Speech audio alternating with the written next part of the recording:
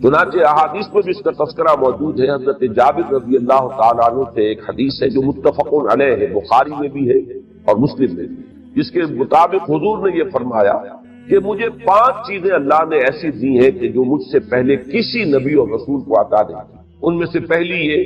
کہ میری مدد کی گئی ہے ایک ایسے روگ سے جو 1 مہینے کے فاصلے تک جس کا اثر ہوتا ہے، اور دشمن جو ہے اس پر میرا روب اللہ تعالیٰ ڈال دیتا ہے۔ اس کے ذریعے سے اللہ تعالیٰ نے میری مدد فرمائی۔ دوسری یہ کہ اللہ نے میرے لیے کل زمین کو مسجد کا درجہ دے دیا۔ میرا امتی جہاں بھی نماز کا وقت آ جائے اسے کوئی خاص جگہ تلاش کرنے کی ضرورت نہیں ہے۔ باقی یہ کہ تفصیل میں یہ آئے گا کہ صاف دیکھ لیا جائے، کوئی نجاست ظاہری موجود نہ ہو، تو پوری زمین گویا کہ مسجد کے حکم میں۔ اس سے شاہ ولی اللہ دہلوی نے جو حکم نکالا ہے، اب یہ ان کی دقیقہ رسی ہے، ان کی ذہانت ہے، انہوں نے اسی سے یہ اصول مستنبط کیا ہے کہ زمین کسی کی ملکیت نہیں ہو سکتی، اس لیے کہ مسجد وقف ہوتی ہے، مسجد کسی کی ملکیت نہیں۔ مسجد میں کسی جگہ پر کوئی شخص اپنی جگہ ریزرو نہیں کر سکتا۔ مسجد میں کوئی شخص یہ کہے کہ یہ جگہ میرے لیے خاص ہے، اس کا حق پہ حاصل نہیں ہے۔ جو پہلے آ گیا ہے اس کا حق ہے کہ وہ وہاں بیٹھے۔ اس سے استدلال کیا ہے شاہ ولی اللہ دہلوی نے کہ زمین در حقیقت وقف ہے اللہ کے بندوں کے لیے، جیسے کہ مسجد وقف ہوتی ہے۔ اور یہاں پر جو شخص کسی قطع زمین کو پہلے آباد کر لے گا، اب وہ گویا کہ اس کے پاس رہے گی، کوئی اس سے چھین نہیں سکتا، الا یہ کہ وہ 3 سال تک اسے بنجر ڈالے رکھے تو اس کا قبضہ اس پر سے ختم ہو جائے گا۔ اس لیے کہ اللہ نے زمین بنائی ہے لوگوں کے لیے روزی بہم پہنچانے کے لیے، وہ اپنا قبضہ اس پر جمائے بیٹھے ہیں، اور جس کام کے لیے اللہ نے اس زمین کے اندر استعداد رکھی ہے وہ کام اس سے نہیں لے رہا ہے، تو گویا کہ اس کو اب اس کے استعمال کا یا کوئی حق ملکیت ایسا مقدس نہیں ہے کہ جس کو کسی صورت میں بھی غائب نہ کیا جائے۔ خیر یہ ضمنی بات ہے، لیکن اسی حدیث سے یہ چونکہ استدلال ہے لہذا میرا دیر ادھر منتقل ہوا۔ تیسری بات حضور نے فرمائی کہ میرے لیے مال غنیمت حلال کر، یعنی جب بھی جنگیں ہوں اور جنگ کے نتیجے میں دشمن سے جو مال غنیمت ہاتھ آئے، پہلے جو شریعتیں تھیں ان میں یہ جائز نہیں تھا اس کا استعمال کرنا، اس کو سب کو جلا دیا جاتا، لیکن یہ ہے کہ میری امت کے لیے اور میرے لیے اللہ نے غنیمت کو حلال کیا۔ چوتھی یہ کہ مجھے اللہ تعالیٰ شفاعت کا حق عطا فرمائے، اور 5ویں بات یہی ہے جس کے لیے میں نے یہ ساری حدیث آپ کو سنائی کہ مجھے بھیجا گیا بعثت الی جمیع الناس، مجھ سے پہلے کوئی اور رسول تمام نوع انسانی کی طرف مبعوث نہیں۔ اسی کے ضمن میں حضرت ابو ہریرہ رضی اللہ تعالیٰ عنہ سے بھی ایک روایت مروی ہے، اور وہ ہے مسلم شریف کی روایت، متفق علیہ نہیں، اس میں 6 چیزیں آئی ہیں، لیکن شفاعت کا ذکر نہیں ہے، بلکہ اس کی بجائے یہ ہے کہ مجھ پر نبوت کو ختم کیا۔ باقی یہ مضمون اس میں بھی موجود ہے کہ صرف میں تنہا رسول ہوں اللہ کا کہ جو پوری نوع انسانی کے لیے مبعوث کیا گیا۔ اس کا تعلق میں نے سیرت کی تقاریر میں متعدد مواقع پر واضح کیا ہے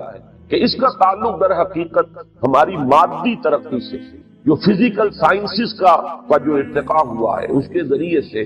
ذرائع رسل و رسائی میں ترقی ہوئی ہے، اور در حقیقت حضور ہی کا زمانہ ایسا آیا کہ جس وقت کے اس بات کی امکان کی صورت پیدا ہو گئی کہ ایک نبی کی دعوت پوری دنیا تک پھیلائی جا سکے۔ اس سے پہلے ابھی فاصلے اتنے زیادہ تھے، ذرائع رسل و رسائل اتنے نہیں تھے، آمد و رفت کے اتنے امکانات نہیں تھے، لیکن حضور صلی اللہ علیہ وسلم کے عہد مبارک میں چونکہ انسان کی جو یہ ترقی تھی، مادی ترقی اس سٹیج تک پہنچ چکی تھی کہ ایک رسول کی دعوت پوری دنیا تک پہنچائی جا سکتی ہے، لہذا حضور کی جو بعثت ہوئی ہے وہ پوری نوع انسانی کی۔ انا ارسلنا نوحا الی قومہ، ہم نے بھیجا تھا نوح کو اس کی قوم کی طرف، ان انذر قومک من قبل ان یاتیہم عذاب، کہ خبردار کر دو اپنی قوم کو اس سے پہلے کہ ان پر آگ ہم کے ایک دردناک عذاب۔ ایک تو لفظ انذار کیونکہ یہ اکثر و بیشتر آتا ہے اور عام طور پر اس کا ترجمہ جو ہے ڈراؤ کر دیا جاتا ہے، اس کے بجائے بہتر لفظ ہے خبردار۔ ڈرانا کسی ایسی شے سے ہوتا ہے کہ جو فی نفسہ ہی خوفناک ہو، خطرناک ہو، مضر ہو، اور انذار در حقیقت خبردار کرنا ہوتا ہے کہ کوئی چیز تمہارے کسی عمل کا ایک نتیجہ برا نکل سکتا ہے تو انہیں پیش کی وارن کر دیا جائے۔ در حقیقت انگریزی کا لفظ وارن جو ہے وہ صحیح ترین مفہوم ادا کرتا ہے انذار، کہ خبردار کر دو اپنی قوم کو اس سے پہلے کہ وہ عذاب الہی ان پر آ جائے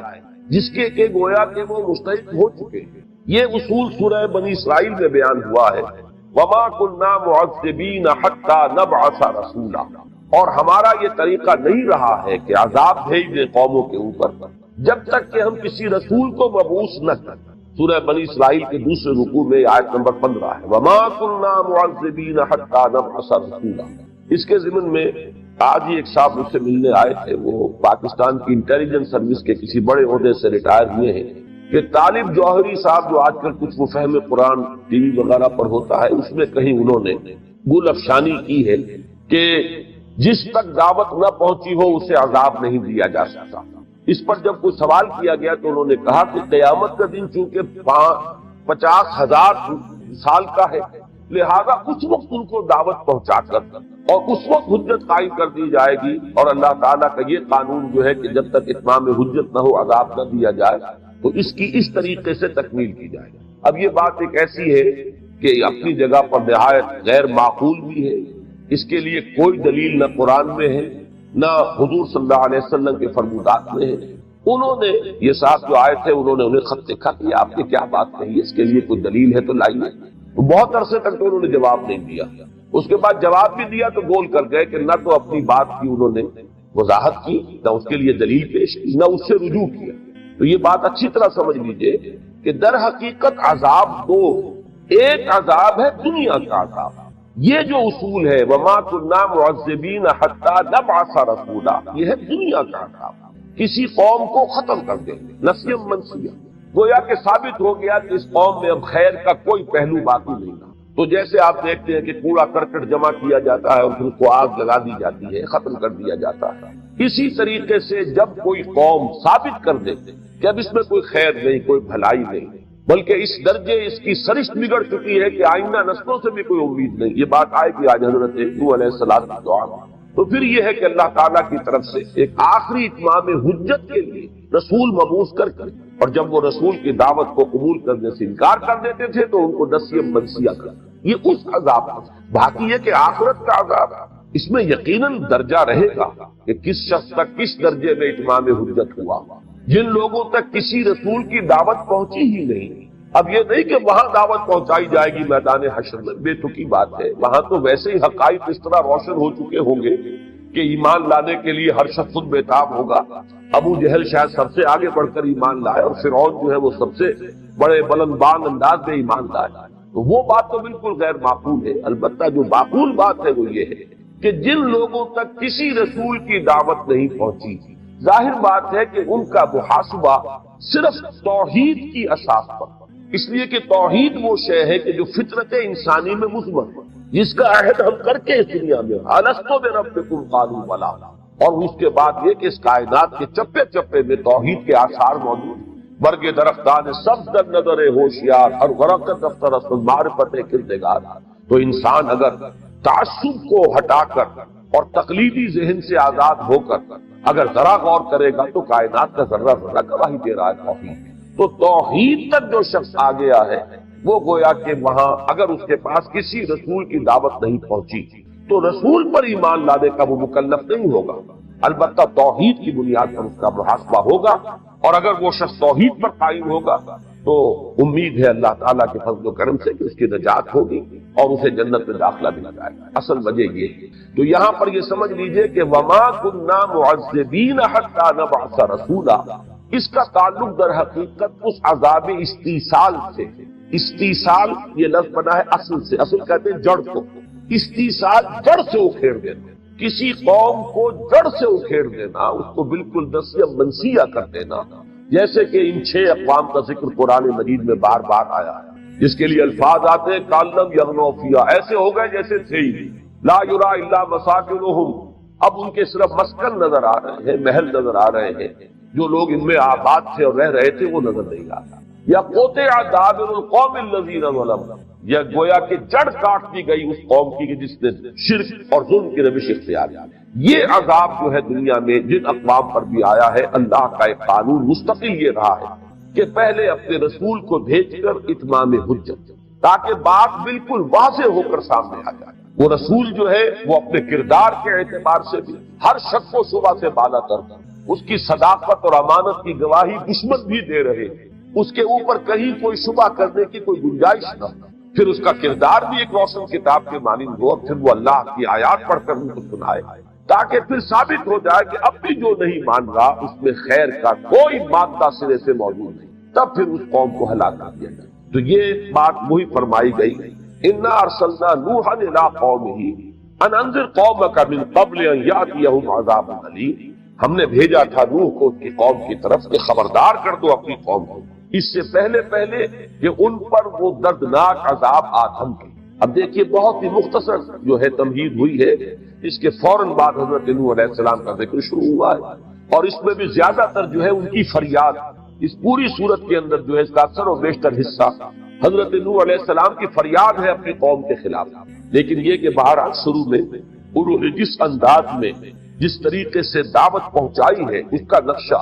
اور اس میں ہر داعی دین کے لیے ایک مثال ہے کہ کس جذبے کے ساتھ، کس دل سوزی کے ساتھ، کس طرح گویا کہ آدمی مضطر ہو گیا ہو، اس کو چین نہ پڑ رہی ہو کسی طرح بھی، وہ دعوت پہنچانے میں اپنی امکانی حد تک اپنی تمام وسائل و ذرائع کو اور صلاحیت کو استعمال کر دے اور کھپا دے۔ اس کے لیے گویا کہ ایک بہت عمدہ مثال ہے اس سورہ مبارکہ میں جو حضرت نوح کی ہمارے سامنے آ گئی۔ قال یا قوم انی لکم نذیر مبین، انہوں نے فرمایا ہے میری قوم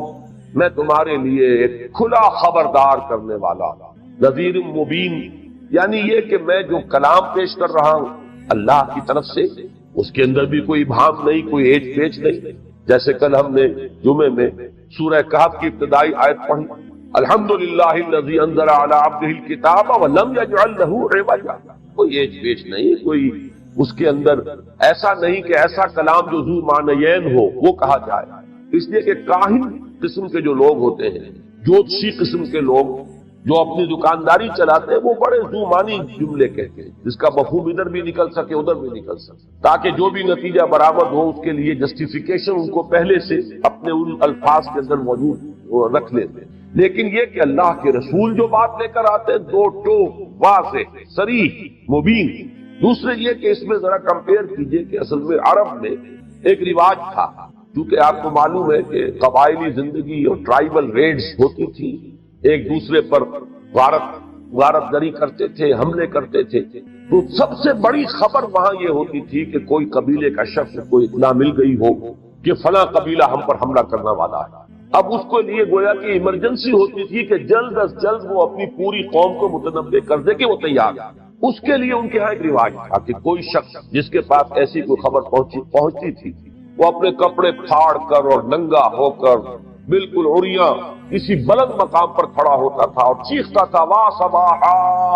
ہائے وہ صبح جو آنے والی ہے۔ اس لیے کہ عام طور پر جنہیں آپ کہتے ہیں the small mornings of the small hours of the morning، یہ صبح 2، 3، 4 بجے کا جو وقت ہوتا ہے جو انتہائی غفلت کا وقت ہوتا ہے، لوگ سوئے ہوتے ہیں، اس وقت وہ پھر آ کر حملہ کیا کرتے ہیں۔ تو ہائے وہ صبح جو آنے والی ہے، بڑی تباہ کن صبح جو آنے والی ہے، تو لوگ دوڑتے تھے اس کی طرف تاکہ وہ معلوم کرے کہ کیا خبر اس تک پہنچی۔ اس لیے کہ آواز ظاہر بات ہے کہ محدود ہوتی تھی کہاں تک پہنچے گی، لیکن نگاہ دور تک جاتی۔ دور سے آدمی جب دیکھتے تھے کہ ایک شخص ننگا کھڑا ہوا ہے کہیں، تو نذیر عریان اس کو کہتے تھے کہ یہ ننگا خبردار کرنے والا، وارن کرنے والا، اور لپکتے تھے اس کی طرف کہ کوئی بڑی اہم خبر۔ اصل میں حضور صلی اللہ علیہ وسلم نے اسی میں اجتہاد سے کام لیا۔ یہی نعرہ آپ نے لگایا تھا وا صباحا،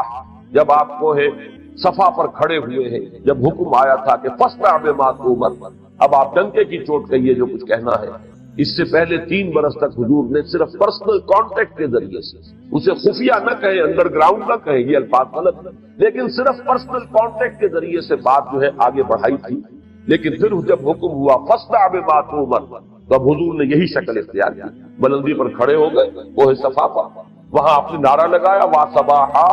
تو گویا کہ ہمیں یہ معلوم ہوا، اس سے اصول یہ مستنبط ہوا کہ جو بھی رواج ہو کسی معاشرے میں، ان میں جو حصہ تو ہے غلط اس کو ترک کر دیا جائے، باقی حصے کو اختیار کیا جائے، اس لیے کہ لوگ اسی سے مانوس ہوتے ہیں، لوگوں کی عادت جو بن چکی ہوتی ہے اسی کے پہلو سے۔ تو حضور نے بھی وا صباحا کا نعرہ لگایا، لوگ جمع ہوئے تو پھر آپ نے اپنی دعوت پیش کی، تو وہ نذیر عریاں۔ تو گویا کہ اسلام میں یا رسولوں کے بارے میں جب یہ لفظ آیا ہے تو یہاں پر رسول مبین، نذیر مبین، واضح طور پر کھول کر خبردار کرنے والا کہ کوئی اشتباہ نہ رہے، کوئی اشکال نہ رہ جائے، کوئی ایچ پیچ والی عبارت نہ ہو، کوئی ذو معنی جملے نہ کہے جا رہے ہوں، یہ ہمارے ہاں ذو معنی جو ہے اصل میں یہ غلط العام ہے، اصل میں تو لفظ ہونا چاہیے ذو معنیین، ایسا جملہ جس میں دو معنی موجود، لیکن عام طور پر اس لفظ کو اردو میں ذو معنی ہی کہا جاتا ہے، حالانکہ ذو معنی کے معنی تو ہے معنی والا، ہر جملہ جو بھی معنی والا ہے وہی تو جملہ کہلائے گا، ورنہ تو وہ کلام محمل ہوگا۔ کلام مفید تو وہی ہے کہ جس کے اندر معانی ہو سمجھ میں آئے، لیکن ذو معنیین کو ہمارے ہاں اردو میں ذو معنی کہہ دیا جاتا ہے، تو ان کا کلام جو ہے وہ ذو معنی نہیں ہوتا، بالکل واضح اور صاف۔ قال یا قوم انی لکم نذیر مبین ان اعبدوا اللہ واتقوہ واطیعون۔ اس ایک آیت میں 3 الفاظ کے اندر اسلام کی ساری دعوت جو ہے تمام رسولوں کی مشترک دعوت کا خلاصہ، بندگی کرو اللہ، پرستش کرو اللہ۔ بندگی اور پرستش یہ 2 الفاظ فارسی کے جمع کریں گے تو عربی کا عبادت ہے۔ بندگی میں اطاعت ہے، زندگی آمد برائے بندگی، زندگی بے بندگی شرمندگی۔ یہ شیخ سعدی نے گویا کہ اس آیہ مبارکہ کی ترجمانی کی ہے کہ وما خلقت الجن والانس الا لیعبدون، میں نے جنوں اور انسانوں کو صرف اسی لیے پیدا کیا ہے کہ وہ میری بندگی کریں، میری عبادت کریں۔ تو یہاں وہ بندگی کا لفظ لائے کہ زندگی آمد برائے بندگی، زندگی بے بندگی شرمندگی۔ بڑا پیارا شعر ہے، اس میں صوتی آہنگ بھی ہے، لیکن یہ ہے کہ محض بندگی جو ہے وہ عبادت کے مفہوم کو پورا نہیں کرتی، جبکہ اس کے ساتھ پرستش میں آپ کو معلوم ہے کہ محبت، عقیدت، تعظیم، پرستار کسی شے کا ہونا اور اسی کا وہی اس کا مطلوب بن جائے، دولت کا پرستار، دولت پرست، وطن پرست، قوم پرست۔ اب یہ تمام پرستش کے الفاظ جو آتے ہیں تو پرستش اور بندگی کو جمع کر دیجئے تو لفظ عبادت ان اعبدوا اللہ، بندگی اور پرستش کو خالص کر دو اللہ کا، واتقوہ، اور اس کے ساتھ ہی آیا اس کا تقوی اختیار، اس کی فرما برداری اختیار، کہیں بھی اس کے حکم کے خلاف کوئی حرکت تمہاری نہ۔ واطیعون، یہ ہے پھر تیسرا پہلو۔ 2 حصے تو ہو گئے جو اللہ تعالیٰ کے ساتھ تعلق ہے انسان کا، اور ایک یہ تیسرا جو ہے یہ تعلق ہے رسول کے ساتھ۔ اطیعون، اطاعت کرو میری، یعنی یہ دوسرا لازمی حصہ رہا ہے تمام انبیاء کرام کی دعوت کا، تمام رسولوں کی دعوت کا، کہ تم میری اطاعت کے پابند ہو، تمہیں میری اطاعت کرنی ہو، جیسے کہ حضور صلی اللہ علیہ وسلم کے ضمن میں بار بار آیا ہے وَمَن يُطِعِ اللَّهَ وَمَن يُطِعِ الرَّسُولَ فَقَدْ أَطَاعَ اللَّهَ، جو اللہ کی اطاعت کرتا ہے وہ اللہ کی اطاعت کرتا ہے۔ وَمَا أَرْسَلْنَا مِن رَّسُولٍ إِلَّا لِيُطَاعَ بِإِذْنِ اللَّهِ، اور ہم نے نہیں بھیجا کسی بھی رسول کو مگر اس لیے کہ اس کی اطاعت کی جائے اللہ کے حکم۔ تو معلوم یہ ہوا کہ رسول کی اطاعت، اور یہ میں نے سورہ نساء کے درس کے دوران کئی مرتبہ واضح کیا، کیونکہ وہ منافقین کا جو مضمون ہے سورہ نساء میں بہت ہی تکرار کے ساتھ اور اعادے کے ساتھ اور وضاحت کے ساتھ آیا کہ یہی شے تھی اصل میں جو سب سے بھاری گزرتی تھی منافقین، کہ یہ ہم جیسے انسان ہیں، جیسے 2 ہاتھ ہمارے، 2 ہاتھ ان کے، 2 آنکھیں ہماری، 2 آنکھیں ان کی اطاعت کیوں ہم پر لانا؟ ہم اللہ کو ماننے کو تیار ہیں، اللہ کی بندگی کریں گے، اللہ کی اطاعت کریں گے، لیکن یہ کہ شخصاً رسول کی اطاعت یہ بڑی شاخ ہے، اور اس پہ یہ بات مان لینی چاہیے کہ واقعتاً ہمارے لیے وہ مشکل نہیں ہے جتنی کہ اس وقت کے لوگوں کے لیے مشکل۔ ہمارے لیے حضور شخصاً موجود نہیں ہے اس وقت، وہ تو جیسے اللہ کی اطاعت ویسے رسول کی اطاعت۔ ہمارے لیے رسول بھی ایک گویا کہ ادارے کی حیثیت رکھتے ہیں، ایک انسٹیٹیوشن ہے، اللہ کا کلام، اس کے رسول کا فرمان۔ وہ شخص محمد صلی اللہ علیہ وسلم وہ تو ہمارے سامنے تھی۔ وہاں کے لوگوں کی دقت یہ تھی کہ ان کے سامنے اور نظر تو آ رہے تھے کہ وہی 2 ہاتھ پاؤں ان کے بھی ہیں، وہی 2 آنکھیں ان کی ہیں، 2 کان ان کے ہیں، پھر کسی کے یہ بھتیجے ہیں، کسی کے یہ چچا ہیں، کسی کے شوہر ہیں، کسی کے باپ ہیں۔ معلوم یہ ہوا کہ تمام ہمارے معاشرے کے اندر گدھے ہوئے ہیں رشتوں کے حساب سے، تو اب اپنے جیسے انسان کی اطاعت کیسے؟ یہ ہے در حقیقت کے جو بہت شاخ گزرتی تھی اور بڑے گہرے یقین اور ایمان کی ضرورت تھی، جس میں کہ انتہا کا مقام جو نظر آتا ہے بلند ترین وہ حضرت ابو بکر صدیق کا ہے رضی اللہ تعالیٰ عنہ، جس طرح انہوں نے اپنے آپ کو گم کیا ہے حضور کی شخصیت میں۔ معلوم ہوتا ہے کہ کہیں کوئی رائے پوری زندگی میں، پوری سیرت آپ پڑھ جائیے، حضرت عمر کو بھی کبھی کبھی کسی معاملے میں اشتباہ ہو جاتا تھا، جیسے کہ صلح حدیبیہ کے وقت ہو گیا ہے اور مختلف مواقع پر، لیکن اور اسی طریقے سے حضرت عمر کی رائے جو ہے مختلف تھی اسیران بدر کے معاملے میں، لیکن وہاں بھی حضور کے ساتھ بریکٹڈ ہے حضرت ابو بکر رضی اللہ تعالیٰ۔ انہوں نے گویا کہ اپنے آپ کو بالکل ضم کر دیا تھا، گم کر دیا تھا حضور صلی اللہ علیہ وسلم کی شخصیت مبارکہ میں، کہ جو آپ کی سوچ ہے وہی میری سوچ ہے، جو آپ کی پسند ہے وہی میری پسند ہے، جو چیز آپ کو ناپسند ہے وہی مجھے ناپسند ہے۔ تو یہ جو اطاعت ہے در حقیقت یہ ہے پیمانہ کہ کس درجے میں رسول کے ساتھ حقیقی ایمان کا تعلق موجود ہے۔ اور یہ جیسا کہ میں عرض کر چکا ہوں جزو لازم ہے، لا الہ الا اللہ محمد رسول اللہ۔ صرف یہ کہ اللہ کا کہنا ماننا اور اللہ کی اطاعت اور پرستش اس سے کام نہیں بنے گا جب تک کہ اطاعت رسول صلی اللہ علیہ وسلم وہ بھی اس کے ساتھ موجود نہ ہو۔ ان اعبدوا اللہ واتقوہ واطیعون یغفر لکم من ذنوبکم، اللہ تعالیٰ معاف فرما دے گا تمہارے لیے تمہارے کچھ گناہ۔ یہاں ذرا نوٹ کر لیجئے کہ من ذنوبکم پر بحث کرنی پڑی ہے مفسرین کو کہ یہاں من کیوں لایا گیا۔ یغفر لکم ذنوبکم بات پوری ہو جاتی تمہارے گناہ بخش دے گا۔ اب یہ من بعض حضرات نے کہا یہ زائد ہے، یعنی لفظاً تو یہاں ہے لیکن اس کے معنی نہیں کیے جائیں گے، یہ لفظ زائد ہے۔ لیکن یہ کہ مجھے ان حضرات سے اتفاق ہے جو کہتے ہیں قرآن مجید میں کوئی لفظ زائد نہیں ہے، یہ در حقیقت ہمارا قلت تدبر ہے کہ کوئی بات ہماری سمجھ میں نہیں آئی تو ہم نے کسی لفظ کو زائد کہہ دیا، حالانکہ کوئی لفظ قرآن مجید کے اندر زائد نہیں ہے، جو بھی ہے وہ ٹھیک ہے اپنی جگہ پر، بامانی ہے، لازم ہے۔ جیسے کہ غالب نے کہا ہے کہ گنجینہ مانی کا طلسم اس کو سمجھیو جو لفظ کے غالب مرے اشعار میں آوے۔ یہ نہیں کہ یہ خام خواہی آ گیا ہے یا برائے بیت آ گیا ہے یا وزن پورا کرنے کے لیے آ گیا ہے۔ تو قرآن مجید کی شان سے یہ شے فروتر ہے کہ یہ تصور کیا جائے کہ اس میں کوئی لفظ آئی، لیکن اس کے بعد پھر بعض حضرات نے کہا ہے کہ یہ عن کے معنی میں، وہ بات بھی تو وزنی نہیں بنتی، اگرچہ اصول یہ ہے کہ یہ حروف جار جو ہیں وہ اکثر ایک دوسرے کی جگہ پر استعمال کر لیے جائیں، لیکن یہ کہ یہاں بھی وہ کوئی بامانی بات نہیں بنتی۔ لیکن یہ کہ ایک رائے یہ ہے کہ یہ من بیانیہ ہے، یہاں پر جیسے کہ وَلْتَكُمْ مِنْكُمْ أُمَّةٌ يَدْعُونَ إِلَى الْخَيْرِ میں تفصیل سے بیان کر چکا ہوں کہ اس کے بارے میں دو رائے ہیں، من بیانیہ ہے اور ایک ہے من تبعیضیہ کہ کچھ اس میں سے کوئی حصہ مراد، جبکہ من بیانیہ کے اندر وہ تمام ہی کی وضاحت کے لیے لفظ آتا ہے کہ یہ تمہارے جنس سے گناہ جو ہیں، تمہارے جو معاصی ہیں وہ کل کے کل معاف کر دیے جائیں گے، اس لیے کہ یہ من تبعیضیہ نہیں۔ ایک رائے یہ ہے، اس پر مولانا امین حسن اصلاحی صاحب بھی جازم ہیں، اور میں نے یہ دیکھا کہ تفسیر مظہری کے مصنف جو ہے قاضی ثناء اللہ پانی پتی، انہوں نے بھی اس کو من تبعیضیہ ہی مانا ہے کہ اس میں بعد مراد۔ اصلاحی صاحب نے یہ مراد لی ہے کہ اس سے مراد ہے اسلام لانے سے پہلے کے گناہ۔ اگر یہاں یہ من نہ ہوتا تو اس بات کا احتمال تھا کہ یہ سمجھا جاتا کہ گویا کہ آئندہ کے بھی تمام گناہ، اگلے پچھلے تمام گناہ معاف کر دے گا تھا، حالانکہ اسلام لانے سے اور ایمان لانے سے ایک شخص کی گزشتہ زندگی کے گناہ تو معاف ہو جاتے ہیں، لیکن آئندہ ظاہر بات ہے کہ اس کے اعمال کے اعتبار سے معاملہ ہوگا، اس نے کتنی اطاعت کی کتنی نہیں کی۔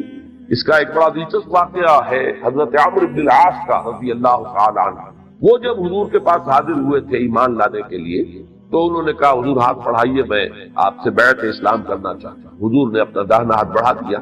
اب انہوں نے اپنا ہاتھ کھینچ لیا۔ حضور نے پوچھا یہ کیا کیا تم نے؟ تو کہنے لگے حضور ایک شرط ہے، وہ میری شرط پہلے آپ مانے۔ حضور نے فرمایا شرط کیا ہے؟ تو عرض کیا کہ یہ طے ہو جائے کہ میرے اب آج تک کے جتنے گناہ ہیں وہ معاف ہیں۔ تو حضور نے فرمایا کہ یہ تو ہے ہی ہے، تین اعمال ایسے ہیں کہ جن کے نتیجے میں سابقہ زندگی کے تمام گناہ معاف ہوتے ہیں۔ ایک کفر سے اسلام میں ہے، نمبر دو ہجرت جو خالص اللہ کے دین کے لیے اپنے مکان کو اپنے وطن کو چھوڑ کر ہجرت کرتا، اور تیسرے حج مبرور، وہ حج جو خالص ہو اور وہ اللہ کے ہاں قبول ہو، وہ بھی تمام سابقہ گناہوں کے لیے تلافی کا ذریعہ بنا۔ تو پھر انہوں نے بیعت کی کہ انہوں نے کہا یہ تو ہے، اس میں تمہیں خامخواہ کاہے کا اندیشہ ہے، یہ کوئی شرط عائد کرنے کی ضرورت نہیں ہے، اس میں یہ تو فی الواقع ہے کہ یہ تین افعال ایسے ہیں کہ جن سے سابقہ زندگی کے تمام گناہ معاف ہوتے ہیں۔ تو ایک رائے تو اصلاحی صاحب کی تو یہ ہے، لیکن دوسری رائے جو ہے مجھے وہ زیادہ قوی معلوم ہوتی ہے قاضی ثناء اللہ پانی پتی رحمۃ اللہ علیہ کی، کہ انہوں نے یہ کہا ہے کہ گناہوں میں ایک تقسیم ہے کہ ایک گناہ ہے حقوق العباد اور ایک گناہ ہے حقوق اللہ۔ حقوق اللہ کے جتنے بھی گناہ ہیں، جو کوتاہیاں ہیں، جو بھی تقصیر ہے، وہ سب کو معاف ہو جائے گا، لیکن حقوق العباد کا معاملہ تو کسی صورت میں بھی معاف نہیں ہو سکتا جب تک کہ یا تو جو بھی ایگریوڈ پارٹی ہے جس پر زیادتی کی گئی ہے، جس پر ظلم ہوا ہے، یا تو وہ معاف کرے، اور یا اس کو کمپنسیشن دلوائی جائے گی قیامت کے دن. جیسے کہ ایک حدیث بڑی پیاری ہے اور بڑی ہی نصیحت آموز ہے کہ حضور نے ایک مرتبہ صحابہ سے پوچھا اتدرون من المفلس، کیا آپ لوگ جانتے ہیں مفلس کون ہے؟ تو جواب کیا ہو سکتا تھا؟ صحابہ نے عرض کیا کہ المفلس عندنا من لا درہم لہ ولا دینار. حضور ہم تو مفلس اسی کو سمجھتے ہیں جس کے پاس روپیہ پیسہ نہیں، دینار اور درہم نہیں. آپ نے فرمایا نہیں، میری امت کا مفلس وہ شخص ہوگا جو قیامت کے دن جب حاضر ہوگا میدان حشر میں تو نمازوں کی بھی بڑی سی مقدار لے کر آئے گا، روزے بھی ہوں گے اور حج بھی ہوں گے اور عمرے بھی ہوں گے، لیکن وقد شتم ھذا وقذف ھذا واکل مال ھذا، فلاں شخص کو اس نے گالی دی تھی، فلاں شخص کی عزت پر حملہ کیا تھا، فلاں شخص کا مال ہڑپ کر گیا تھا. یعنی حقوق العباد جو ہے ان کو جو تلف کیا تھا تو وہ مدعین آ جائے. کوئی کہے گا پروردگار اس نے مجھ پر یہ ظلم کیا، اللہ کہے گا اچھا اس کی نمازیں اس کو دے. ابھی کوئی دوسرا آ جائے گا پروردگار اس نے میرا مال ہڑپ کیا ناجائز طریقے سے، اللہ فرمائے گا کہ روزے اس کو عطا کر. تمام اس کے نیک اعمال ختم ہو جائیں گے اور مدعی ابھی باقی ہوں گے، تو پھر ان کے گناہ اس کے حساب میں درج ہونے شروع ہوں گے. کہ اور تو کوئی چیز ہے نہیں، کوئی کرنسی نہیں ہے سوائے اعمال، اعمال ہی سے مبادلہ ہوگا. یہاں تک کہ حضور نے فرمایا کہ وہ شخص دوسروں کے گناہوں کے بوجھ تلے دب کر جہنم میں ڈال جائے. وہ نمازیں اور روزے اور حج اور عمرے جو ہے وہ اسے بچا نہیں سکیں گے اگر حقوق العباد کے معاملے میں اس سے یہ ہوتا ہے. تو میرے نزدیک قاضی ثناء اللہ پانی پتی رحمۃ اللہ علیہ کی یہ بات زیادہ مصنوعی ہے کہ در حقیقت یہ تقسیم تو ہر حال میں ہے کہ حقوق اللہ اور حقوق العباد. تو یغفر لکم من ذنوبکم، اللہ تعالیٰ تمہارے گناہوں میں سے کچھ کو معاف فرما دے. اور یہاں پہ گویا کہ مراد اصلاحی صاحب کے نزدیک یہ ہے کہ جو اب تک کے گناہ ہے وہ معاف فرما دے گا، اور قاضی ثناء اللہ پانی پتی رحمۃ اللہ علیہ کی رائے کے نزدیک جو حقوق اللہ میں تم سے کوتاہیاں تاحال ہوئی ہیں آج تک وہ معاف کر دی جائیں. وَيُؤَخِّرْكُمْ إِلَىٰ أَجَلٍ مُّسَمًّى، اس میں بھی ایک واقعہ حضرت عمر رضی اللہ تعالیٰ عنہ کا آتا ہے بہت اہم، کہ ایک مرتبہ وہ قحط کی کیفیت تھی تو نماز استسقاء کے لیے قوم کو لے کر آپ باہر نکلے، لیکن جب دعا آپ نے کی تو اس میں صرف استغفار کی، بارش کے لیے دعا نہیں کی. تو اب لوگوں نے کہا کہ آپ نے یہ کیا کیا، ہم تو آئے تھے یہاں بارش کی دعا کرنے. تو آپ نے فرمایا کہ در حقیقت استغفار ہے جو روک لگا، جو ہمارے گناہ ہیں وہ ہے کہ جو رحمت خداوندی کو روکے ہوئے ہیں. اب جب ہم استغفار کر رہے ہیں اس میں بھی آگے چل کر آ جائے گا یرسل السماء علیکم مدرارا، اللہ تعالیٰ آسمان کو تم پر چھاجوں برستا ہوا می جو ہے وہ اس شکل کے اندر جو اللہ تعالیٰ تم پر رحمت نازل فرمائے گا، اور یہ ہے صرف مغفرت کا نتیجہ. تو یہاں پر بھی وہی ہے کہ اگر تم ایسا کرو گے یغفر لکم من ذنوبکم، اللہ تعالیٰ تمہارے گناہ بخش دے گا. ویؤخرکم الی اجل مسمى، اور تمہیں مؤخر کرے گا ایک اجل مسمى تک. اس لفظ مؤخر میں ایک بات موجود ہے، مضمر ہے، کہ ویسے تو تم عذاب کے مستحق ہو چکے ہو اور تمہاری وہ اجل معین گویا کہ تمہارے سر پر آئی کھڑی، لیکن یہ کہ اب بھی اگر تم توبہ کر لو تو اللہ تعالیٰ ایک خاص مدت تک کے لیے اس عذاب کو ٹھا دے. اس میں پھر بحثیں پیدا ہوتی ہیں کہ اللہ تعالیٰ کی تقدیر جو ہے کیا اس کو انسان کا طرز عمل، انسان اگر دعا کرتا ہے، توبہ کرتا ہے، استغفار کرتا ہے تو کیا اس سے وہ تقدیر جو ہے وہ بدل جاتی ہے؟ اس میں مختلف جو ہے ہمارے علماء نے جس کا جواب دیا وہ یہ کہ تقدیر دو، ایک تو تقدیر مبرم ہے، ہر صورت میں وہ ہو کر رہنی ہے اور اس کے کوئی اس کے اندر تبدیلی کا امکان نہیں. ایک ہوتی ہے تقدیر معلق کہ جو مشروط ہوتی ہے کسی چیز کے ساتھ، اگر یہ کرے گا تو یہ ہو جائے گا اور اگر یہ نہیں کرے گا تو یہ نہیں. اس قسم کی جو تقدیر ہوتی ہے تقدیر معلق، اس کو انسان دعا کے ذریعے سے، حدیث میں بھی آیا ہے لا يرد القضاء الا بالدعاء، نہیں لوٹائے جا سکتا اللہ کا فیصلہ مگر دعا کے ساتھ. تو دعا کے اندر اللہ تعالیٰ نے اتنی تاثیر رکھی ہے خلوص اور اخلاص کے ساتھ. استغفار بھی دعا ہی کی ایک شکل ہے، اللہ تعالیٰ سے اپنے گناہوں کی بخشش کی درخواست. تو اس کے نتیجے میں یہ ہے کہ وہ عذاب اگر تم نہیں کرو گے استغفار، نہیں ایمان لاؤ گے مجھ پر تو وہ عذاب آیا کہ آئے، لیکن یہ کہ اگر تم یہ شرط پوری کر دو تو اللہ تعالیٰ ابھی اس عذاب کو ٹال دے گا، مؤخر ہو جائے گا. لیکن وہ مؤخر ہونا بھی لامتناہی نہیں ہے، اس لیے کہ یہ تو کائنات ہی لامتناہی نہیں ہے. تو گویا کہ اس کے بعد جو بھی آئے گا وہ تمہاری طبعی موت ہے، طبعی زندگی جتنی بھی ہے اس وقت تک کے لیے عذاب جو ہے وہ ٹال دیا جائے گا. البتہ یہ کہ جو بھی طبعی طور پر تمہاری زندگی کا اور تمہارا اس دنیا میں رہنے کا معاملہ ہے اسی تک صورت ہوگی، یہ نہیں کہ اس سے آگے بات نکل جائے۔ البتہ یہ کہ پھر تمہیں کبھی موت مرو گے، اللہ تعالیٰ کے اس عذاب استیصال کا نشانہ نہیں ہے۔ یؤخرکم الی اجل مسمى ان اجل اللہ اذا جاء لا یؤخر لو کنتم تعلمون، اور اللہ کا معین کردہ وقت جب آ جاتا ہے تو پھر اسے ٹالا نہیں جاتا۔ جان لو، کاش کہ تم جان لو، کاش کہ تمہیں اس کا احساس اور شعور ہو جائے۔ اب یہ چند الفاظ میں وہ دعوت آ گئی، اب ہے وہ فریاد جو شروع ہو رہی ہے۔ قال رب انی دعوت قومی لیلا ونہارا، حضرت نوح نے عرض کیا پروردگار میں نے اپنی قوم کو پکارا ہے، دعوت پہنچائی ہے، رات بھی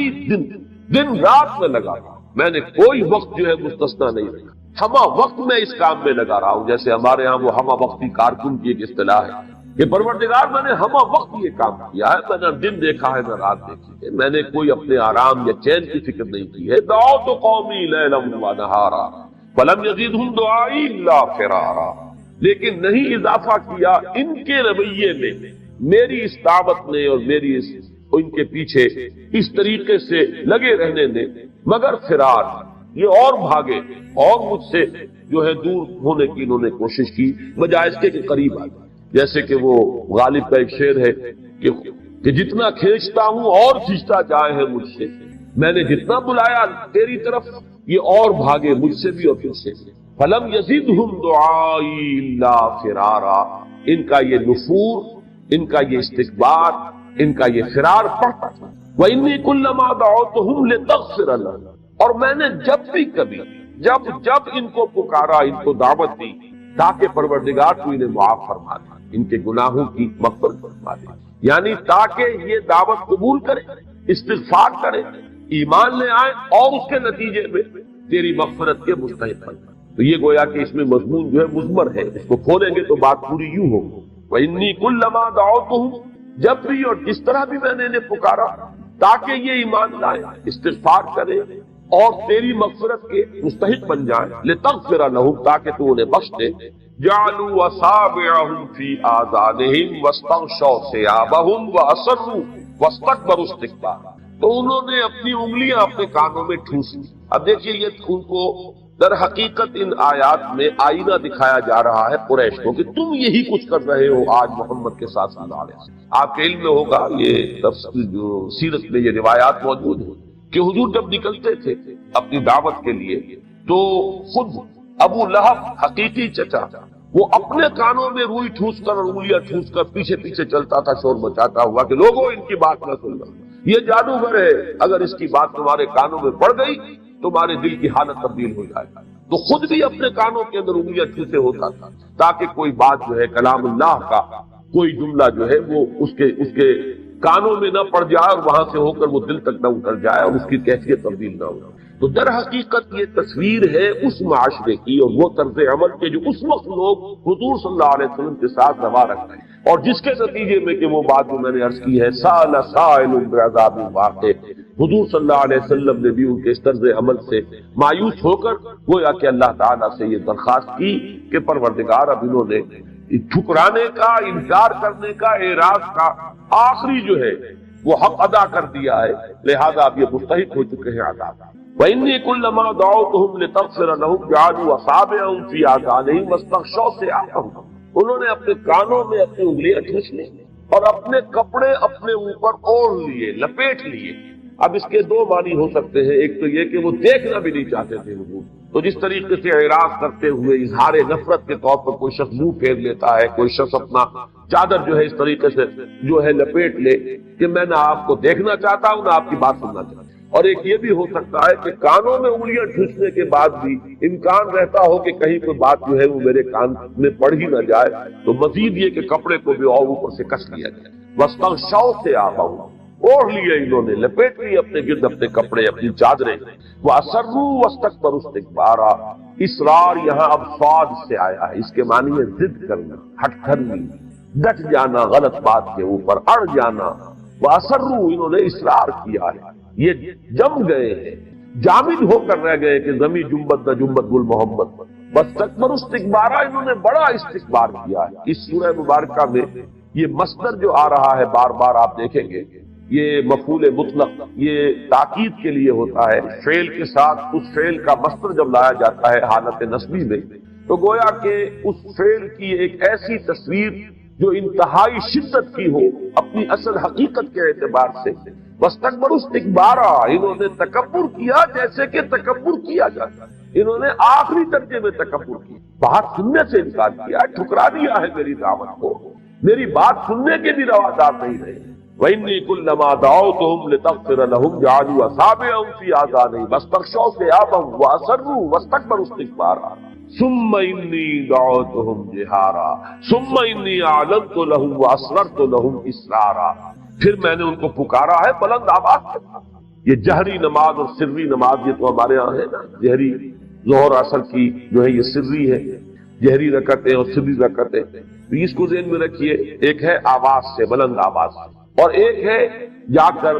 خاموشی کے ساتھ خفیہ انداز میں کسی کو علیحدہ لے جا کر کوئی بات سمجھانے کی کوشش۔ تو یہاں جو الفاظ آئے ثم انی دعوتہم جہارا، پروردگار پھر میں نے،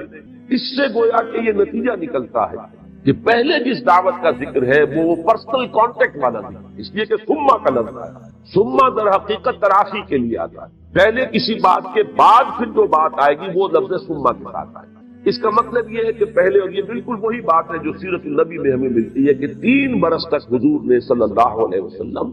یہ نہیں کہ آپ کی دعوت کے اندر وہ جوش و خروش نہیں تھا، وہ سارا جوش و خروش جذبہ موجود تھا، لیکن اعلانیہ نہیں تھی وہ دعوت، وہ آپ نے علل اعلان نہیں دی تھی بلکہ پرسنل کانٹیکٹ کے ذریعے سے اپنے قریبی عزیزوں کو اور عزیزوں کے ذریعے سے آگے ان کے جاننے والوں کو، جیسے حضرت ابو بکر کے ذریعے سے جو ان کے جاننے والے تھے ان تک بات پہنچ گئی، اور عشرہ مبشرہ میں سے 6 صحابہ جو ہے وہ ان کی دعوت و تبلیغ کے نتیجے میں ایمان لے آئے۔ تو یہ گویا کہ پرسنل کانٹیکٹ سے چراغ روشن ہو رہا تھا، دیے سے دیا جو ہے وہ جل اٹھ رہا تھا۔ لیکن اس کے بعد پھر وہ مرحلہ آیا فاصدع بما تؤمر، اب آپ کھڑے ہوئے کوہ صفا پر اور آپ نے نعرہ لگایا اور پھر اب آپ نے اعلانیہ دعوت کی۔ تو یہ ثم در حقیقت کیونکہ لفظ آیا ہے تو پہلی دعوت وہ ہے کہ جس کی کیفیت وہ تھی کہ محض پرسنل کانٹیکٹ سے بات کو آپ پہنچا رہے تھے، لیکن اس کے بعد پھر آپ نے علل اعلان، ڈنکے کی چوٹ، فاصدع بما تؤمر ثم انی دعوتہم جہارا ثم انی اعلنت لہم واسررت لہم اسرارا۔ یہ تیسری بات جب آئی ہے یہ گویا کہ ان دونوں چیزوں کا مجموعہ بن گیا۔ پہلے مرحلے میں دعوت صرف پرسنل کانٹیکٹ کے ذریعے، دوسرے مرحلے میں وہ ایک یعنی اعلانیہ دعوت علل اعلان، ڈنکے کی چوٹ، تیسرے مرحلے میں آ کر یہ دونوں کمپوننٹس اس میں شامل ہیں۔ پھر میں نے ان کو ظاہری بھی پکارا ہے، علیحدگی میں بھی پکارا ہے، علیحدہ سمجھانے کی بھی کوشش جاری رکھی ہے۔ تو یہ پرسنل کانٹیکٹ کا معاملہ کبھی ختم نہیں ہوا کرتا، کوئی دعوت کوئی تحریک چاہے وہ عوامی مرحلے میں آ گئی ہو، لیکن اس کے بعد بھی یہ پرسنل کانٹیکٹ کے ذریعے سے دعوت جو ہے افادیت اس کی انتہائی اور اس کو برقرار رہنا چاہیے۔ تو میں نے ثم انی اعلنت لہم، اگرچہ پھر ایک تراخی آ رہی ہے تو یہ دعوت کے 3 مراحل کو اچھی طرح سمجھ لیں۔ اس میں تیسرا مرحلہ جو ہے وہ بھی ایک گویا کہ مکسچر ہے، ان دونوں چیزوں کا ملا جلا معاملہ ہے کہ ثم انی اعلنت لہم، پھر میں نے ان کے لیے اعلانیہ بھی یہ بات پیش کی، واسررت لہم اسرارا، اور میں نے پھر خاموشی سے بھی خفیہ انداز میں بھی ایک ایک کے ساتھ علیحدگی میں جا کر بھی ان کو سمجھانے کی کوشش کی۔ یہاں یہ مصدر جو آیا ہے یہ میرا نام آ گیا ہے، اس کو نوٹ کر لیجئے، اس لیے کہ اس کے بارے میں بڑے اشتباہ رہتے ہیں۔ اکثر لوگ تو نام جو پہلی مرتبہ میرا سنتے ہیں تو وہ سمجھتے ہیں کہ یہ لفظ غلط ہے، اس لیے کہ انہیں یہ تو معلوم ہے کہ سر کی جمع اسرار ہے، صحیح معلوم ہے، سر کہتے ہیں بھید کو، اسرار جو ہے اس کی جمع ہو گئی۔ تو عام طور پر میرا نام لوگ پروناؤنس ہی کرتے ہیں اسرار، وہ سمجھتے ہیں کہ اس نے غلط نام اپنا رکھ لیا ہے تو ہمیں تو اس کی تصحیح کر دینی چاہیے، لیکن میرا نام جو ہے حقیقت میں اصلاً اسرار ہی، اس پر بڑی بحث ہو گئی تھی۔ یہ سن 82-83 میں جب بڑی کنٹروورسی چل رہی تھی میری ذات کے حوالے سے، وہ خواتین کا معاملہ، تو ہر اعتبار سے مجھ پر جو حملے ہوئے تھے ان میں سے ایک یہ بھی تھا کہ نام ہی غلط ہے ان کا، تو مجھے پھر وہ تحقیق کرنی پڑی، اور جب پھر میں نے لسان العرب کو کنسلٹ کیا تو میں حیران رہ گیا کہ لفظ اسرار جو ہے یہ مصدر ہے افعال سے، سر سے اسرار، اس کے معنی کسی چیز کا چھپانا یا چھپا کر کوئی بات کسی کو بتانا۔ اظہار میرے بڑے بھائی کا نام ہے، وہ ہے کسی شے کو ظاہر کرنا یا کسی شے کو غالب کرنا۔ اسرار اس کے برعکس ہے، کسی شے کو چھپا لینا یا چھپا کر خفیہ طریقے سے کسی کو کوئی بات بتانا، جیسے سورہ تحریم میں آیا اذ اسر النبی الی بعض ازواجہ حدیثا، جبکہ نبی صلی اللہ علیہ وسلم نے ایک بات اپنی بعض ازواج میں سے بات کو بطور راز بتائی، لیکن لسان العرب میں یہ بات پڑھ کر میں حیران رہ گیا کہ یہ لفظ عربی زبان کے ان چند الفاظ میں سے ہے کہ جن میں متضاد معنی بیک وقت موجود ہوتے ہیں۔ اسرار کے معنی صرف چھپا کر کہنا نہیں ہے، بلکہ اس میں اظہار کا مفہوم بھی موجود ہے، اعلانیہ کوئی کہنا بھی اس کے اندر موجود ہے۔ تو یہ در حقیقت یہ جامع ضدین ہے یہ لفظ کہ اس میں دونوں مفہوم موجود ہیں۔ تو مجھے پھر اطمینان ہوا کہ نام میرا وہ تو بہت ہی اچھا ہے، والدین نے رکھا ہے کہ یہ دونوں چیزیں اگر اس میں موجود ہے، یہ لسان العرب کے اندر یہ پوری بحث موجود ہے۔ بہرحال یہاں پہ مراد جو کچھ ہے وہ یہی کہ میں نے اعلانیہ بھی انہیں سمجھایا اور علیحدہ علیحدہ تنہائی کے اندر اب ان سے علیحدگی میں ان کو سمجھانے کی کوشش کی۔ فقلت، میں نے کہا کیا؟ فقلت استغفروا ربکم انہ کان غفارا، میں نے ان سے کہا اپنے رب سے استغفار کرو۔ ظاہر بات ہے استغفار سے پہلے ایمان لانا پڑتا ہے، اپنے رب سے استغفار کرو، اس میں مضمر ہے ایمان لاؤ، اس کی توحید کا اقرار کرو، یہ بت پرستی ترک کرو۔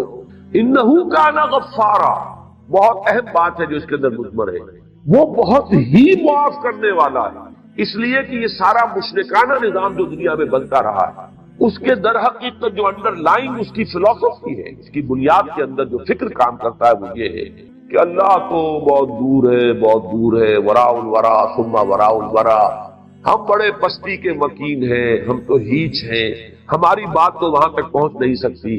کوئی سفارشی درکار ہے، کوئی درمیانی ایسے وسیلے ہو کہ وہ ہماری سفارش کریں۔ اس حوالے سے وہ سارا نظام چلتا ہے کہ وما نعبدهم الا ليقربونا الى الله زلفى، یا یہ کہ یہ در حقیقت ہم شفاعنا عند اللہ، یہ جو ہستیاں جنہیں ہم پوچھتے ہیں یہ تو اللہ کے ہمارے سفارشی ہیں۔ ہم نے ان کو کب کہا ہے کہ یہ ہمارے خالق ہیں؟ وَلَئِن سَأَلْتَهُم مَّنْ خَلَقَ السَّمَاوَاتِ وَالْأَرْضَ لَيَقُولُنَّ اللَّهُ، اے نبی اگر آپ ان سے پوچھیں گے کس نے پیدا کیا آسمان اور زمین، فوراً کہیں گے اللہ نے کیا، وہ کسی اور کو خالق نہیں مانتے تھے۔ لیکن اس اللہ کی جناب میں اس کی سرکار میں رسائی حاصل کرنے کے لیے کچھ درمیانی واسطوں کی ضرورت ہے، بس ان کی بھی کچھ دنڈوت ہم کرتے ہیں، کچھ چڑھاوے چڑھاتے ہیں تاکہ وہ خوش ہو جائیں، وہ اللہ کے ہاں ہماری سفارش کریں گے تو اللہ ہمیں معاف فرماتا ہے۔ اس سب کی نفی کی انہ کان غفارا، وہ تو بہت ہی معاف کرنے والا ہے، اسے کسی کی سفارش کی ضرورت نہیں، تم اس کی طرف متوجہ تو ہو۔ ہم تو مائل میں کرم ہے، کوئی سائل ہی نہیں، راہ دکھلائیں کسے رحمت منزل ہی نہیں، جیسا کہ وہ حدیث میں آتا ہے کہ ہر رات آخری حصے میں اللہ تعالیٰ سمائے دنیا تک نزول فرماتے ہیں اور پھر ندا ہوتی ہے حل من مستغفر فاغفر له، ہے کوئی استغفار کرنے والا کہ میں اسے بخش دوں، کوئی معافی چاہنے والا کہ اسے معاف کر دوں، حل من سائل فاعطیہ، ہے کوئی مانگنے والا کہ میں اسے عطا کر دوں۔ تو اللہ تو خود غفار ہے، تم کن چکروں میں پڑے ہوئے ہو؟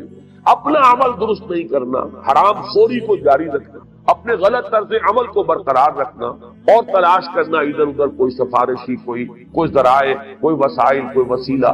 تو یہ تمہاری اصل میں ساری کی ساری غلط فہمی ہے۔ وہ تو خود غفار ہے، بخشنے والا ہے، ذرا اس کی طرف خلوص قلب کے ساتھ رجوع تو کرو۔ فَقُلْتُ اسْتَغْفِرُوا رَبَّكُمْ إِنَّهُ كَانَ غَفَّارًا، اس کے نتیجے میں کیا ہوگا؟ يُرْسِلِ السَّمَاءَ عَلَيْكُمْ مِدْرَارًا، وہ آسمان چھوڑ دے گا تم پر چھاجو برستا ہوا، یہ لفظی ترجمہ ہے۔ مدرار کہتے ہیں کثیر الدروح، جس میں کہ بڑی ہی یعنی قوت کے ساتھ، جسے ہم اردو میں کہتے ہیں چھاجو بھی برس رہا ہے، چھاجو پانی برس رہا ہے، اور آسمان کو چھوڑ دے گا یعنی گویا کہ بند ہے کوئی لگا ہوا، اور اس کے بعد اللہ تعالیٰ کے حکم سے وہ بند کھلے گا اور تم پر جو ہے اللہ کی طرف سے بارش ہوگی رحمت کی، اور ماء مبارکہ تم پر نازل کیا جائے گا۔ یرسل السماء علیکم مدرارا ویمددکم باموال وبنین، اور وہ تمہاری مدد فرمائے گا مال کے ذریعے سے بھی اور بیٹوں کے ذریعے سے بھی، ویجعل لکم جنات ویجعل لکم انہارا، اور وہ تمہیں باغات بھی تمہیں عطا فرمائے گا، تمہارے لیے بنا دے گا باغات اور تمہارے لیے بہا دے گا اور رواں کر دے گا نہریں اور چشمے۔ اب یہ جو الفاظ ہیں ان کے حوالے سے بعض تفسیری روایات، اگرچہ وہ محدثین کے جو بھی معیارات ہیں ان پر تو اس درجے ثابت نہیں ہے کہ ان کو کہیں صحیحین میں جگہ ملے، لیکن تفسیری روایات میں یہ بات آئی ہے، لیکن مضمون سے مناسبت رکھتی ہے، اور قرآن مجید کے دوسرے مقامات سے اس کے شواہد ملتے ہیں کہ اللہ تعالیٰ جب بھی کسی قوم کی طرف رسول کو بھیجتا تھا، میں اس لیے اب اس بارے میں محتاط ہو گیا ہوں کہ رسولوں کا ذکر اور ان کے بارے میں جو سنت اللہ ہے اس کا ذکر کرتے ہوئے میں جو حال کا صیغہ نہیں استعمال کرتا بلکہ ماضی کا، اس لیے کہ سلسلہ نبوت اور رسالت بند ہو چکا ہے۔ اب ہمیں حال کا صیغہ جو ہے غلطی سے بھی استعمال نہیں کرنا چاہیے، اس سے بھی اشتباہ ہو جاتا ہے کہ اللہ جب بھی رسول کو بھیجتا ہے اس کے ساتھ یہ قاعدہ قانون ہے، تو بھیجتا ہے نہیں، بھیجا کرتا تھا، اس کا سلسلہ جو ہے منقطع ہو چکا ہے۔ تو اللہ کا یہ قاعدہ رہا ہے، یہ سنت رہی ہے اللہ کی کہ جب بھی کسی قوم کی طرف کسی رسول کو وہ بھیجتا تھا تو اس قوم کو جھنجھوڑنے کے لیے چھوٹے چھوٹے عذاب، کہیں قحط پڑ گیا، کہیں کوئی اور مصیبت آ گئی، کہیں کسی اور طرح کی تکلیف آ گئی، یہ تمام چیزیں اس لیے ہوتی تھی تاکہ یہ کچھ جاگے، ہوش میں آئے۔ اس لیے کہ اگر فراوانی ہے، عیش ہے، آرام ہے تو اور غافل ہو جاتا ہے انسان، پھر یہ کہ اس کے اندر استغنا بڑھتا چلا جاتا ہے، بے پرواہی کے اندر اضافہ ہوتا ہے، غفلت جو ہے اور گہری ہو جاتی ہے۔ لیکن جب اس طرح کی کیفیت ہو، کوئی بیماری آ گئی ہو، تو انسان آپ کو معلوم ہے اللہ کی طرف متوجہ ہوتا ہے، دعا کرتا ہے پروردگار میری اس مصیبت کو ٹال دے۔ کوئی اور مصیبت آئی ہو تو یہ اللہ کا مستقل قانون، جس کو سورہ سجدہ میں اس طرح بیان کیا گیا ہے وَلَنُذِيقَنَّهُم مِّنَ الْعَذَابِ الْأَدْنَىٰ دُونَ الْعَذَابِ الْأَكْبَرِ، ہم انہیں لازماً چکھائیں گے مدد چھوٹے چھوٹے عذابوں کا اس بڑے عذاب سے پہلے۔ وہ بڑا عذاب کون سا ہے؟ جبکہ کسی قوم کو بالکل ختم تیز تیز کر دیا جائے، جس کے لیے میں نے لفظ استعمال کیا تھا عذاب استیصال، جڑ سے کسی کو اکھاڑنا۔ تو اس عذاب اکبر، عذاب استیصال سے پہلے چھوٹے چھوٹے عذاب، کہیں جو ہے قحط پڑ گیا ہے، کہیں کوئی اور آفت سماوی آ گئی ہے، تاکہ لوگ ہوش میں آئے، جاگے۔ تو یہ روایات میں آتا ہے کہ حضرت نوح علیہ السلام کے زمانے میں بھی جبکہ ان کی قوم جو ہے اعراض اور انکار پر اصرار کر رہی تھی، سواد والا اصرار، تو ان پر بھی قحط آیا بہت شدید، اور اچانک ان کے ہاں بچوں کی پیدائش کا سلسلہ بھی رک گیا۔ معلوم ہوتا ہے جیسے پوری قوم باندھ ہو گئی، گویا کہ نسل ختم ہوا چاہتی ہے۔ یہ 40 برس کا عادت آیا ہے کہ مسلسل نہ کسی بچے کی پیدائش ہو رہی ہے کسی گھر میں، اور بارش نہیں برس رہی ہے، شدید قسم کا ان کے اوپر جو ہے قحط کا عالم ہو گیا۔ اس میں کچھ یعنی معلوم ہوتا ہے کہ ان روایات کے ساتھ ان الفاظ کی مناسبت ہے۔ فَقُلْتُ اسْتَغْفِرُوا رَبَّكُمْ، میں نے ان سے کہا استغفار کرو اپنے رب سے۔ اور اسی کے حوالے سے میں نے عرض کیا تھا حضرت عمر کا وہ واقعہ کہ انہوں نے بارش کی دعا نہیں کی، استغفار کیا۔ جب لوگوں نے کہا کہ آپ آیتوں سے بارش کی دعا کیوں، تو آپ نے فرمایا استغفار ہی تو ہے، اور یہی آیت پیش کی کہ در حقیقت یہ جو ہمارے گناہ ہیں، ہماری خطائیں ہیں، کوتاہیاں ہیں، وہی تو روک بن جاتی ہیں اللہ تعالیٰ کی رحمت کے راستے میں۔ اگر اللہ بخش دے ان گناہوں کو تو گویا کہ وہ راستہ جو رحمت کا وہ کھل جائے گا، اور پھر ہمیں اللہ تعالیٰ ہماری تمام ضرورت کی چیزیں بہت پہنچائے گا۔ تو فرمایا فَقُلْتُ اسْتَغْفِرُوا رَبَّكُمْ إِنَّهُ كَانَ غَفَّارًا يُرْسِلِ السَّمَاءَ عَلَيْكُمْ مِدْرَارًا، اگر تم یہ کرو، استغفار کرو، پلٹو، رجوع کرو اپنے رب کی جناب میں، تو اللہ تعالیٰ یہ جو بند لگا ہوا ہے، اس لیے یرسلو کا لفظ میں نے عرض کیا تھا جیسے کہیں بندش ہو اس کو کھول دیا جاتا، تو یرسل السماء علیکم مدرارا، یہ جو بندش لگی ہوئی ہے، بارش نہیں ہو رہی ہے، اللہ اس بندش کو توڑ کر اور تم پر چھاجو بارش برسائے گا۔ وَيُمْدِدْكُمْ بِأَمْوَالٍ وَبَنِينَ، اور تمہیں مال سے بھی نوازے گا اور اولاد سے بھی نوازے گا۔ یہ تمہارے ہاں یہ سلسلہ بھی جو رک گیا ہے،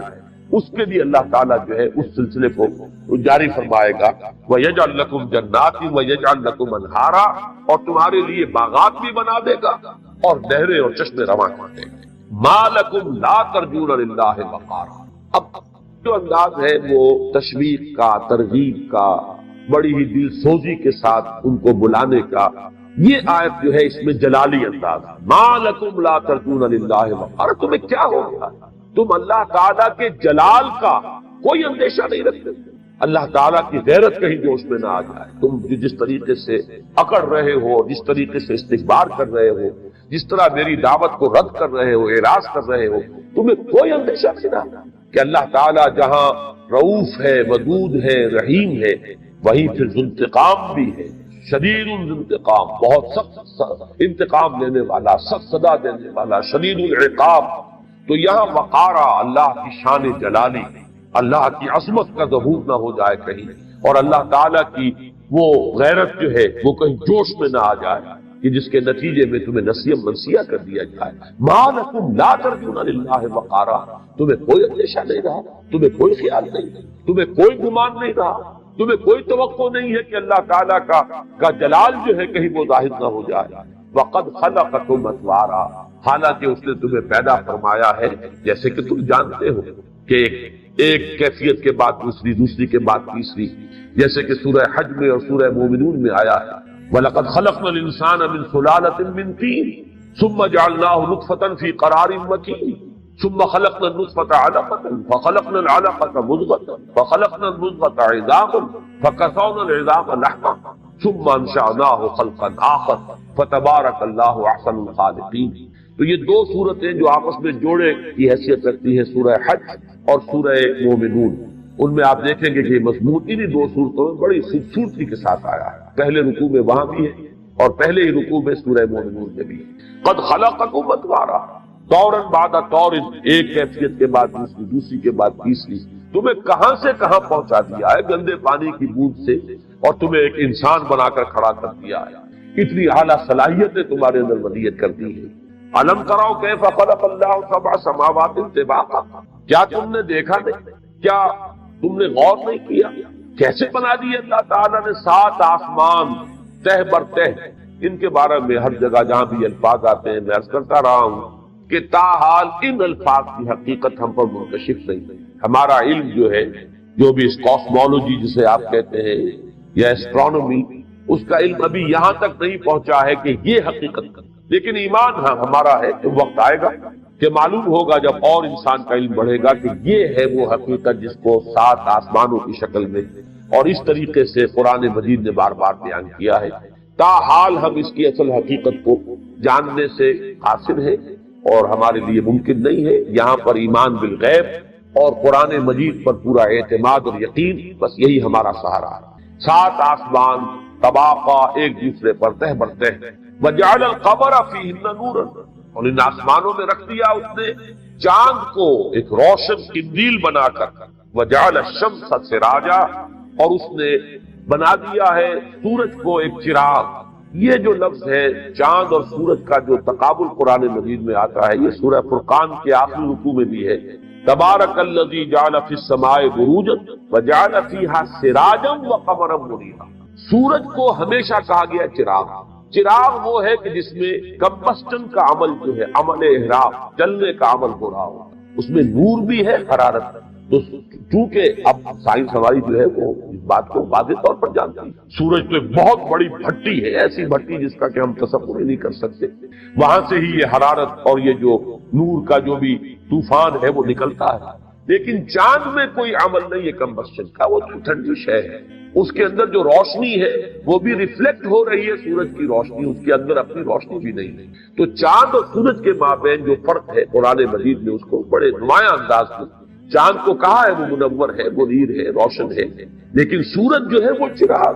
جس میں کہ کوئی شے جل رہی ہے. صرف فرق یہ ہے کہ آپ کے چراغ میں کوئی مٹی کا تیل جل رہا ہے لالٹین میں، یا چراغ کے اندر کڑوا تیل جل رہا ہے، اور وہاں کیا چل رہا ہے اس کا آپ اندازہ نہیں کر سکتے کہ اس کی کتنی حرارت ہے اور کتنی اس کے اندر طوفانی جو ہے وہ عمل احراق جو ہے کس کیفیت میں ہے. لیکن بہرحال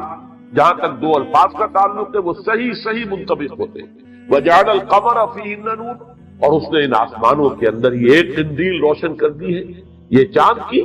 وجعل الشمس سراجا، اور سورج کو بنا دیا ہے چراغ. واللہ انبتکم من الارض نباتا، اور اللہ نے تمہیں اگایا ہے زمین سے جیسے کہ اگایا جاتا ہے. یہ آیت اس سورہ مبارکہ کی یہ ذرا ایسی ہے کہ جس کے بارے میں تفصیلاً غور کرنے کی ضرورت ہے. باقی مضامین تو قرآن مجید کے اکثر و بیشتر وہ مضامین ہیں کہ جو بار بار تکرار کے ساتھ آتے ہیں، لیکن یہ الفاظ بڑے غیر معمولی ہیں اور اس انداز میں میرے علم میں نہیں ہے کہ کسی اور جگہ یہ انداز جو ہے انسان کی تخلیق کے ضمن میں یہ اسلوب اختیار کیا گیا ہو یا اس سے کوئی ملتا جلتا اسلوب ہو. واللہ انبتکم من الارض نباتا، اللہ نے تو تمہیں اگایا ہے زمین سے جیسے اگایا جائے. اب اس میں ایک تو وہ لوگ کہ جن کا رجحان ہے کہ ایولیوشن جو ہے ڈارون کا نظریہ ارتقاء کے نام سے وہ معروف ہے، لیکن اصل میں اس کے 2 حصے کیے جانے چاہیے. ایک ہے نظریہ ارتقاء، ایک ہے ڈارون کا نظریہ ارتقاء. ان دونوں میں بڑا فرق ہے. جہاں تک ارتقاء کا تعلق ہے وہ تو ہمارے علماء اور ہمارے مفکرین نے بہت پہلے اس کے بارے میں گفتگو کی۔ ابن مسکوہ ہو، مولانا روم ہو، بڑی صراحت کے ساتھ انہوں نے ارتقاء کا ذکر کیا ہے کہ اس کائنات کا تدریجاً یوں ارتقاء ہوا ہے، اور پھر یہ جمادات سے پھر نباتات، اور نباتات سے حیوانات، اور حیوانات سے انسان کی تخلیق جو ہے تدریجاً ہوئی ہے۔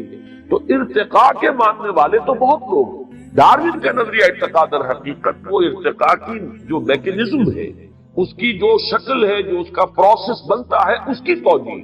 اس نے اس کو بیان کیا ہے دو اصطلاحات کے حوالے سے۔ ایک تو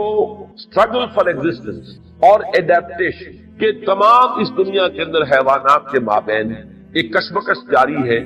اپنے آپ کو برقرار رکھنے کے لیے۔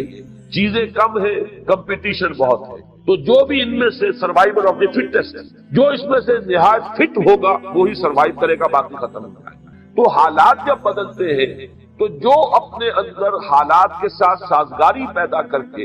اور اپنے وجود کو مناسب بنا لیتا ہے بدلے ہوئے حالات کے، وہ بن جاتا ہے۔ باقی جس کے اندر یہ ایڈیپٹیشن کی صلاحیت نہیں ہے وہ ختم ہو۔ تو struggle for existence, survival of the fittest, اور ایڈیپٹیشن کے ذریعے سے نئے جو وہ اپنے اوصاف پیدا کرتا ہے وہ جاندار اپنے اندر ماحول کے ساتھ سازگاری اختیار کرنے کے لیے، یہ تھوڑے تھوڑے بڑھتے چلے جاتے ہیں اور نسل منتقل ہوتے ہیں، یہاں تک کہ ان کے اندر اتنی بڑی تبدیلی ہو جاتی ہے کہ ایک بالکل نئی نوع وجود میں آیا۔ یہ در حقیقت اس کا فلسفہ یہ ہے کہ اس نے توجیہ کی ہے ایوولوشن کی، لیکن یہ وہ شے ہے کہ جسے آج تک ثابت نہیں کیا جا سکتا۔ اس لیے کہ سائنس میں تو آپ کو معلوم ہے اصول یہ ہے کہ جو آپ کا ہائپوتھیسس ہے، جو آپ کا نظریہ ہے،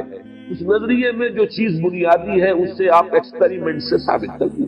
تب اب وہ ایک ثابت شدہ حقیقت مانا جائے گا۔ لیکن اگر اس کو آپ ثابت نہیں کر سکتے تو اسپیکولیشن ہے، ایک نظریہ ہے، نظریے کی حیثیت سے برقرار رہے گا، لیکن یہ کہ اس کو